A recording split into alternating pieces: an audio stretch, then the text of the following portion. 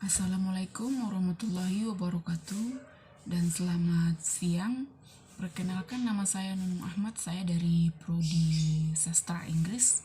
Hari ini saya akan mempresentasikan beberapa materi dengan beberapa topik yang berbeda, yakni pada topik yang pertama saya akan membahas tentang integrasi nasional. Pada poin pertama, menelusuri konsep dan urgensi identitas nasional. Konsep identitas nasional dibentuk oleh dua kata dasar, ialah identitas dan nasional. Kata identitas berasal dari kata identity dalam bahasa Inggris. Namun dalam Kamus Besar Bahasa Indonesia atau KBBI, identitas berarti ciri-ciri atau keadaan khusus seseorang atau jati diri. Dengan demikian, identitas menunjuk pada ciri atau penanda yang dimiliki oleh seseorang, pribadi, ataupun kelompok.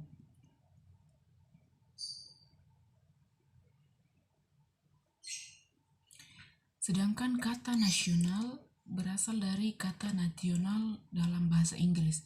Namun dalam Kamus Besar Bahasa Indonesia, kata nasional berarti bersifat kebangsaan, berkenaan atau berasal dari bangsa sendiri, meliputi suatu bangsa.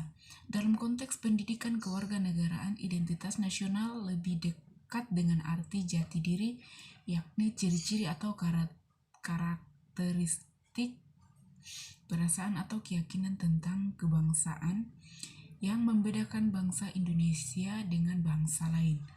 Apabila bangsa Indonesia memiliki identitas nasional, maka bangsa lain akan dengan mudah mengenali dan mampu membedakan bangsa Indonesia dengan bangsa lain. Demikianlah pengertian identitas nasional secara etimologis. Bagaimana jati diri sebuah bangsa atau identitas nasional bangsa Indonesia. Identitas nasional bangsa Indonesia akan sangat ditentukan oleh ideologi yang dianut dan norma dasar yang dijadikan pedoman untuk berperilaku. Semua identitas ini akan menjadi ciri yang membedakan bangsa Indonesia dari bangsa lain. Identitas nasional dapat diidentifikasi baik secara sifat lahiriah yang dapat dilihat maupun dari sifat batiniah yang hanya dapat dirasakan oleh hati nurani. Bagi bangsa Indonesia, jati diri tersebut dapat disimpulkan dalam ideologi dan konstitusi negara, ialah Pancasila dan Undang-Undang Dasar Negara Republik Indonesia 1945. Kemudian selanjutnya pada topik yang kedua, saya akan menjelaskan tentang integrasi nasional. Dalam mengarungi kehidupannya, sebuah bangsa selalu dihadapkan pada upaya bagaimana menyatukan keanekaragaman orang-orang yang ada di dalamnya agar memiliki rasa persatuan, kehendak untuk bersatu dan secara bersama bersedia membangun kesejahteraan untuk bangsa yang bersangkutan. Oleh karena itu, bagaimana mungkin suatu bangsa atau negara bisa membangun jika orang-orang yang ada di dalam negara tersebut tidak mau bersatu, tidak memiliki perasaan sebagai satu kesatuan, dan tidak bersedia mengikatkan diri sebagai suatu bangsa. Suatu bangsa atau negara membutuhkan persatuan untuk bangsanya yang dinamakan integrasi nasional. Dapat dikatakan bahwa sebuah negara atau bangsa yang mampu membangun integrasi nasionalnya akan memperkokoh rasa persatuan dan kesatuan bangsa-bangsa yang ada di dalamnya. Integrasi nasional merupakan salah satu tolak ukur persatuan dan kesatuan bangsa. Pada poin pertama, menelusuri konsep dan urgensi integrasi nasional. Yang pertama, makna integrasi nasional. Secara etimologi, integrasi nasional terdiri dari dua kata, integrasi dan nasional. Sekarang kita telusuri pengertian integrasi nasional secara terminologi. Terminologi dapat diartikan penggunaan kata sebagai suatu istilah yang telah dihubungkan dengan konteks tertentu. Istilah integrasi nasional dalam bahasa Inggrisnya adalah national integration. Integration berarti kesempurnaan atau keseluruhan. Kata ini berasal dari bahasa Latin integer, yang berarti utuh atau menyeluruh. Berdasarkan arti etimologisnya itu, integrasi dapat diartikan sebagai pembaruan nilai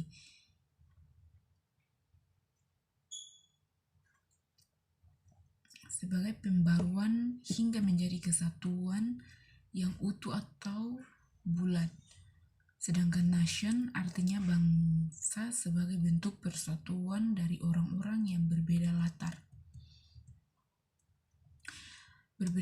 belakangnya, berada dalam suatu wilayah dan di bawah suatu kekuasaan politik. Dalam realitas nasional, integrasi nasional dapat dilihat dari 3 aspek, yakni aspek politik, ekonomi, dan sosial budaya. Ditinjau dari keragaman etnik dan ikatan primordial inilah pembangunan integrasi bangsa menjadi semakin penting. Ironisnya bahwa pembangunan integrasi nasional selalu menghadapi situasi dilematis seperti terurai di depan. Setiap penciptaan negara yang berdaulat dan kuat juga akan semakin membangkitkan sentimen primordial yang dapat berbentuk gerakan separatis, rasialis, atau gerakan keamanan. Kemudian pada poin kedua, mengenali sumber historis sosiologis politik tentang integrasi nasional. Yang pertama, perkembangan sejarah integrasi nasional di Indonesia. Menurut Suroyo tahun 2002, ternyata sejarah menjelaskan bangsa kita sudah mengalami pembangunan integrasi sebelum bernegara Indonesia yang merdeka. Menurutnya, ada 3 model integrasi dalam sejarah perkembangan integrasi di Indonesia, yakni yang pertama, model integrasi Imperium Majapahit, yang kedua, model integrasi kolonial, dan yang ketiga, model integrasi nasional Indonesia. Dalam sejarah perkembangan integrasi nasional Indonesia di Indonesia, yakni yang pertama,